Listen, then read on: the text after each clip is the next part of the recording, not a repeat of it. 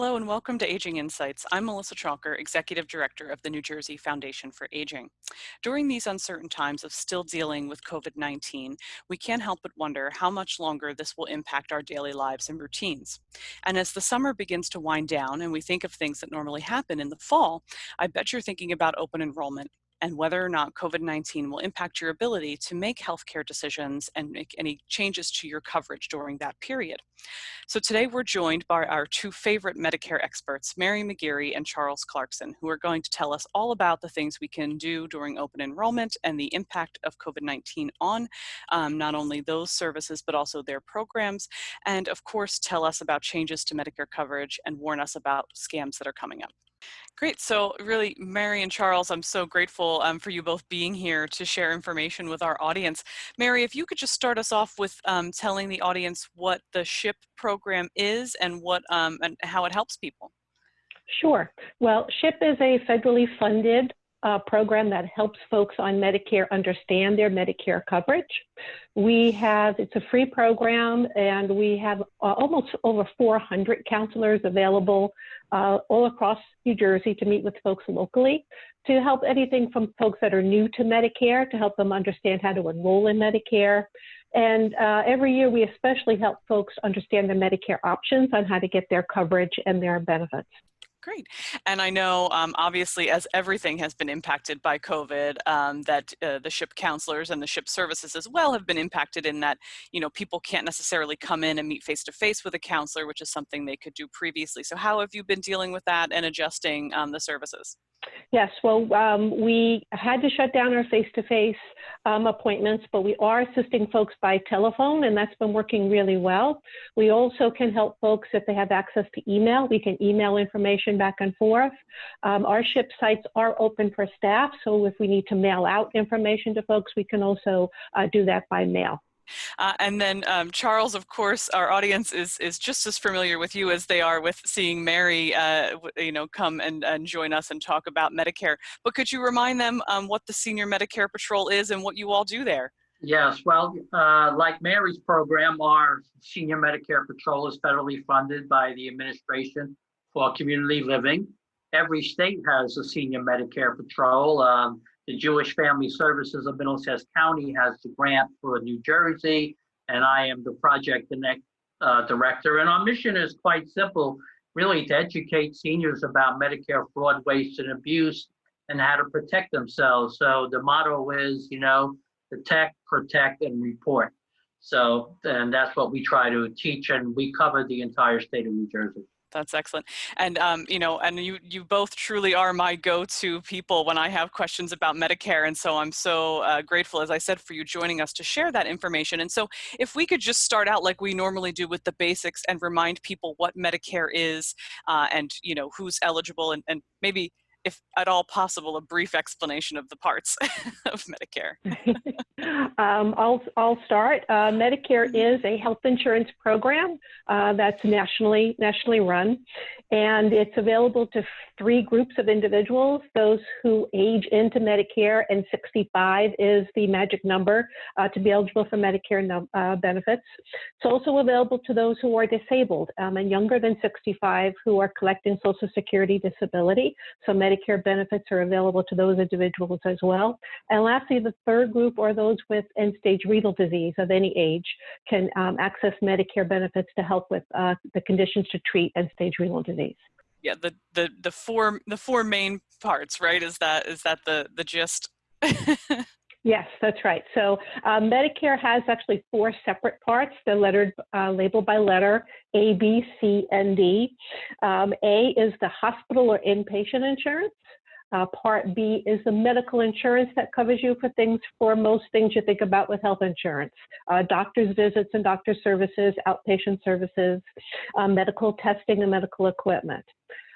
Part D of Medicare is the prescription drug component, and Part C of Medicare is an optional way to get your Medicare benefits, where you would get your Medicare benefits from a private health insurance company that contracts with Medicare, and those are managed care plans. So that's where you get your health benefits for hospital and medical through an HMO or a PPO type of program.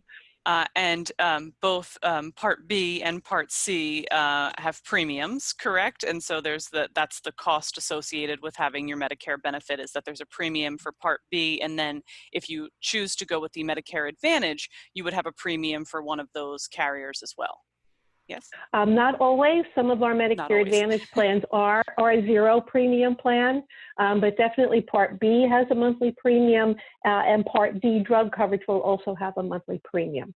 So when we talk about cost sharing, we talk about premium, we talk about deductible, what the person has to pay out of their pocket before the plan covers, and then we talk about cost sharing. Every time you get a service, every time you get a prescription, there's a cost share that the member pays whenever they get that service or that item. And we also know that for people who might have trouble paying those, there are programs that help you to pay for your benefits as well.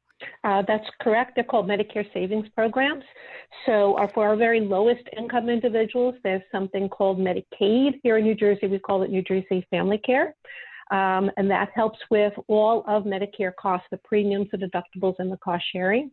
Then we have a program for those that are still low income, but not quite as low for Medicaid, that help folks afford the Medicare Part B premium, and that program is called SLMB, S-L-M-B. And also in New Jersey, we are very lucky that we have a very generous prescription assistance program. We have two programs called Pharmaceutical Assistance for the Aged and Disabled, known as PAD, P-A-I-D, and one called the Senior Gold Prescription Discount Program. Both of them are very generous programs that help folks afford their prescription coverage in terms of their Medicare Part D costs, and could get their prescription copay at the pharmacy counter down to as low as $5. Wow. And people can learn more about those programs by, I'm sure, calling a SHIP counselor, but also the Division of Aging Services has a lot of information on their website, correct? Where they maybe learn about eligibility levels and things? That's correct. So our website is agingnewjersey.gov, where you find information about these Medicare savings programs and about the SHIP program. We also have a toll-free hotline folks can call, 1-800-792-8820, or folks can also call their county office on aging. Every county has an office on aging, and they can do a whole benefit screening to see what services and benefits individuals are available to them. Excellent. That's excellent. And we know, as I mentioned, that COVID had an impact on the services that SHIP provides, or how they provide them, I should say. They're still obviously doing all the great work that they normally do, just in a different way. And so were there also some changes or responses from the Medicare program in terms of coverage of COVID-related things, or changes that people should know about that are COVID-related? Yes, Medicare was very responsive when the public health emergency was announced. First of all, folks should know that COVID testing is fully covered by Medicare. There's no cost sharing involved with it, so you can get COVID testing anywhere from Medicare providers, and Medicare will cover it in full. Medicare also did a lot of waivers to allow folks access to the benefits during this time. So example, you can get a 90-day refill on your prescriptions. For sometimes you were only available to get a 30-day refill before. They're allowing home delivery of prescriptions if the pharmacy offers that, where normally Medicare didn't cover some of those things before. They've also expanded what they call telemedicine services that used to just be covered under Medicare really in rural areas. But now we know that it's dangerous for many folks to leave their home and go to public settings for health care. They're allowing now Medicare doctors to provide care and consultation over the phone or over the computer or over FaceTime on their phone, both for evaluations and just questions. Folks want to talk to their doctor about it. Those things are now covered by Medicare during this time where a lot of folks don't want to go outside and expose themselves. Mm-hmm. Okay. Charles, did I miss anything on that? I know you've been following a lot of the COVID waivers. No, I think you've hit most of the main points. There has been so many waivers during the COVID-19 crisis. It's almost impossible to keep up with all of them. For instance, like the privacy waivers are not being enforced. So you can do maybe Zoom outreach to people, and you may not have to worry about the fact that it doesn't meet the HIPAA requirements. So those kind of things to make it just easier for people, whether or not they accept all of these as permanent going forward after the crisis end is still an issue. And From my end, when I talk about fraud, I like the idea of not keeping many of these things because it's too easy to cheat, but we'll talk about that in a little while. Yeah, please. We will definitely get to the fraud issues that have come up, but I appreciate you mentioning that, Charles, because while they are great things that help people access their benefits and receive care during this difficult time, they are also ways where people can take advantage. So if things are here to, some of these things are here to stay, we want to make sure that we're looking at ways to keep people safe and keep their information safe. Speaking of both the SHIP and the SMP program helping people to stay informed, one of the biggest things we always reach out to you both for is to talk about open enrollment. And we know that open enrollment is coming, but that it might be a little bit different in 2020. So if you could just maybe remind our audience what open enrollment is and when it happens first, and then we'll jump into the other stuff. Mm-hmm. Yep. Well, Medicare has an open enrollment every fall. It starts October 15th and goes through December 7th. And as far as we know right now, they're not changing those dates because of COVID, so it still will be that period of time. And during that period of time, you can change the way you get your Medicare coverage. You can change your prescription drug plan during this open enrollment period. You can change from original Medicare A and B into a Medicare Advantage plan if you prefer, or if you're already in the Medicare Advantage plan, can change to a different Medicare Advantage plan or go back to original Medicare. So it's really the Part C and D sections of Medicare that affects open enrollment. And it's very important to review your coverage during this time because those private health plans and Part D drug plans change significantly from year to year, both in terms of what the premium is that they charge for the plan. They could also change the benefits that they offer. So you want to shop around and make sure you're in the plan that has the best benefits for you. So open enrollment is a very busy time for us because of all the changes going on. But beneficiaries should really review their coverage during that time to know how their current plan is changing if they're going to stay in that current plan, and to shop around to see what other new plans are being offered for the following year. I know in the past, Charles, you've encouraged people to look at their Medicare summary notice during that time as well, right? Is that a one way, or what are some other tools that both of you are aware of that people can use to check their coverage and compare? One of the things I want to mention is just because your plan is currently working for you doesn't mean that's the best plan that's going to be available in the following year. Remember, the open enrollment is effective January 1st of 2021. So you always want to make sure that you review, especially Part D. And I know, like, if you're on insulin, for instance, there are some new pilot programs to allow the insulin cost to be pushed way down if you join one of the plans that offer that. Not every plan is going to be in this program. So you always want to check every year just to make sure. And, sometimes you may not be happy being in a Medicare Advantage plan. Let's say you say, wow, gee, some of my doctors dropped out, or, I have to pay a copay every time I go. So I might want to go back to original Medicare, or I might want to change the Medicare Advantage plan because some plans are now offering additional supplement benefits, which the law is now allowing. So like transportation or Meals on Wheels, and not every plan is offering every benefit. So it's really makes sense to sit down and look at these benefits. And, I really can use that, especially I don't drive. I need to go to my doctor. They're offering 30 one-way trips. That would be great for me. And, that would be helpful to people. But you really need to review the plans in order to make that determination. Absolutely. And what are some ways or tools that are available for people to do that research? Well, the Medicare has a plan finder, which they're always tweaking with, and hopefully there have been some new changes this year. And so you can look up these Medicare Advantage plans based upon the benefits they're offering. That's one of the filters you can do. You could also, there's more information now if you're an original Medicare about Medicare supplement plans, which also run by letter and very confusing, like A, B, C, D, F, and so, it's a lot of information. So, and Mary is right, SHIP counselors are trained to do this, and Medicare is complex. Let's just leave it like that. And why not get the help that doesn't cost you anything?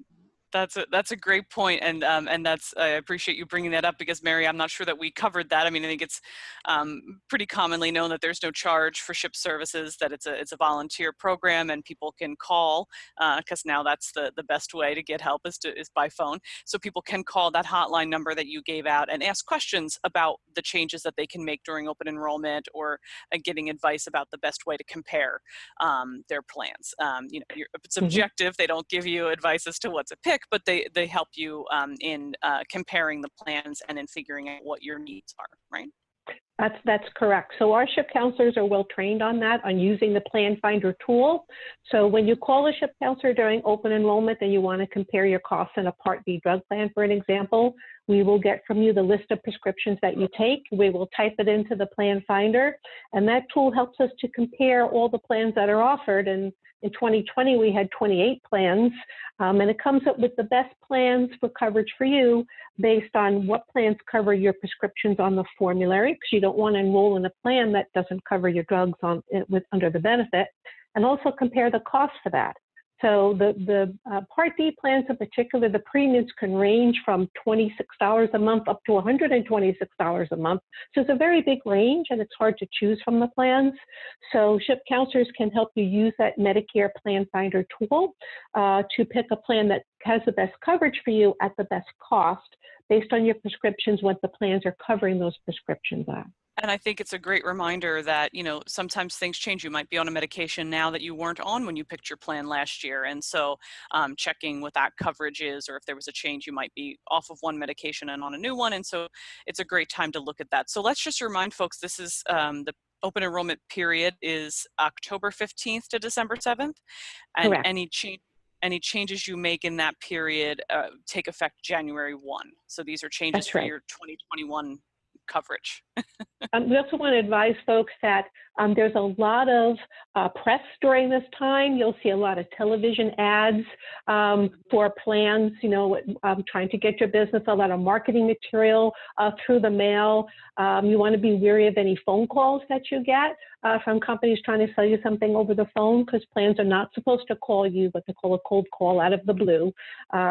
So folks want to be really wary about the marketing that's out there and advertising that's out there, and ask the right questions about these plans. Make sure that it's right for you, that your doctors and hospitals that you want to use are covered in the plan, your prescriptions are covered, and fully understand these supplemental benefits that Charles was referring to. They may say, yeah, we have dental coverage. You want to know the details about that dental coverage. Is it just routine dental they're going to cover you for clinics and checkups, or is it more a comprehensive type of dental that'll cover you for crowns and root canals, as an example? Yeah, that's great. I really appreciate that added extra information. And I think it's really important for folks to remember that you do have to be careful about that. And we'll talk with Charles more in a minute about the scams. But I just want to remind people that if they do see advertising and they're not sure, the best place to get information is not only from your two programs, but they should go directly to the Centers for Medicare and Medicaid, right? They should go to medicare.gov, and that's where, if there are any changes to the dates or anything, we're not anticipating that for open enrollment, but all of the information from the government about open enrollment and all other Medicare coverage will be correct at that website, and not to rely on the things you're hearing necessarily in advertisements, and Right. definitely don't take those phone calls, right, Charles? Right. One word of advice I tell people is take all that mail and throw it in the garbage, and go to the SHIP program or look it up yourself on Plan Finder, because these are just solicitations so they could get people to enroll and make money. That's how they make their money. So please be careful and ignore all the TV commercials, especially one with a famous football quarterback. Yes, I was going to say, people call. I know that I talked with a SHIP counselor not that long ago who said that she had a lot of people calling her saying, I want the plan that so-and-so endorses, because they put celebrities in these commercials sometimes, and people want that coverage and those things. So it's good to know that there are programs here that are addressing those concerns. And so, Charles, I do want to spend some time talking with you about scams, because as we know that we always cover different types of fraud and scams that happen in the Medicare program, but as with everything else, COVID has also opened up a window for people to take advantage. So can you tell us a little bit about some of the newer scams that have popped up and things that people should look out for? Sure. Okay. Obviously, whenever there's a new scandal or pandemic in this case, the fraudsters come out of the woodwork, as we say. So we have to be even more alert to some new scams related to the COVID-19 pandemic. So I'm just going to give us some examples that we've seen in New Jersey and obviously across the nation. One is fake testing sites. In New Jersey now, you've seen that you can go out and get a free test. You don't even have to have any symptoms in order to get this test now. But make sure you go into a legitimate testing site. Don't just go into a parking lot where people are in uniforms that may not have the official uniform. So, you can look it up. You go to the Department of Health in your state, look up the testing sites. You may have to call in advance. You may need an appointment, but that's certainly one of the things, because we've heard of trucks being driven into parking lots, setting up signs and uniform, taking tests and Medicare information, obviously, is what they want, and then throwing them in the garbage. But now they have your personal information. Be very, very careful of door-to-door solicitations. The CDC, which is the Centers for Disease Control, are not sending people door-to-door to offer testing kits or cures or other treatments. So be very, very careful about that. And that's true of any fraud. Always be wary of people knocking on your door. We want people to be really aware of phishing, because now even seniors and most people have an email account. So if you see anything that looks official, let's say from the CDC, they'll send you a testing kit or they have some treatment options. Well, CDC is not sending out emails to people across the country offering these kind of services.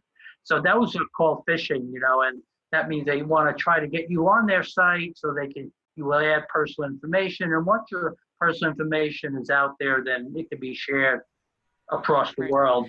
Yeah, I just want to make sure people do understand when you say phishing. I appreciate the explanation that it comes through email, and that it's someone, a scammer, posing as a legitimate site. So it might say it's from the CDC, but there are some clear signs to look for when something, we always tell people this with their bank too, that if it looks like it's coming from your bank, to make sure that it actually is your bank by calling the main number. So go to the CDC's official website or look for misspellings, or don't click on any links if you're really unsure that email is not legitimate and that it might be a phishing scam. Yeah, even if, it's very rare for institutions to send emails like that. So even if it comes from a bank that you may be banking at, don't presume it's the proper, email. Don't click on it. Don't open it. If you need to call your bank, call them with the number and then ask them the proper question. Have you sent this to me? That kind of thing. And it's very rare that they have. So you have to be very, very careful. Now, we mentioned the great, expansion of telehealth services, but this also poses a problem, for Medicare and scams, because any provider can now call any beneficiary, even across state lines, and offer them telehealth services. So we're basically recommending deal with your primary physician or the physician you go to. I'm sure many of them, and probably almost all of them now, are offering telehealth services for their clients and patients. So use them. Don't accept, a telehealth service from someone you've never heard of, from a provider, because now they're getting paid for all these telehealth services. And, and we're talking a lot of money. And, in some cases, we've gone from very few telehealth services over in a day to now hundreds in a day. And, that's just, I think they're going to find later on that the system has been quite abused, but that's just one man's opinion. Sure. And also be careful of getting offers for low health care plans that will cover you for the COVID-19 testing and things like that. We've seen a lot of that, and they're just saying, well, you can save money and get covered for this thing. Well, those are pure scams. If keep your health insurance. If you have any question about what the coverage is, and as Mary said, now testing and some other co-pays during the pandemic are covered and cannot be charged by plans. So, ask the question and then go ahead and get the testing that you need. So those are, and of course, there are no vaccines, there are no treatment options, there are no cures. So don't fall for any scams that offer that. And, And of course, in general, and we had a saying, slam the scam. So if you get a telephone call, and now most people have a paddle, which shows the number they're calling from. If you don't recognize the number, don't pick up the phone. If you happen to pick up the phone, slam it down and hang up. That's a great reminder, Charles, of what SMP does. That the Senior Medicare Patrol is there not only to protect individuals from fraud and abuse, but to protect the system and to make sure people are aware. So if folks think they've heard of a scam and they want to contact SMP for advice, or if they think they've been victim of something and they need to report it and they need assistance with it, how do they reach out? How do they contact you? Okay, well, we have a fraud hotline, and that's 877-SMP.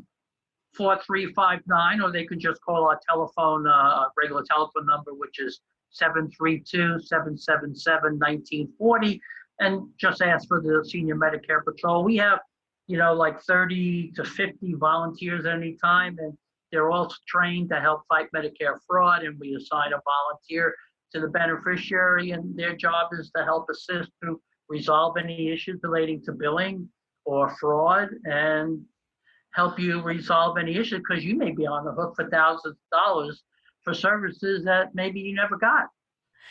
That's terrific. I think you've both given such really great advice, and I hope that if people do have concerns about coverage and have questions, that they reach out to a SHIP counselor, and likewise, if they have concerns about scams or abuse, they reach out to the Senior Medicare Patrol, because that's what you're there for. And did also just want to mention that that the Senior Medicare Patrol is also available to educate. Charles, you do a lot of great education, and so if people want to have Charles do a program, please do reach out as well to him for that information and education, because education is so important to make sure that we're aware of all of these things. So thank you both for sharing such great information and keeping our audience up to date on all things Medicare.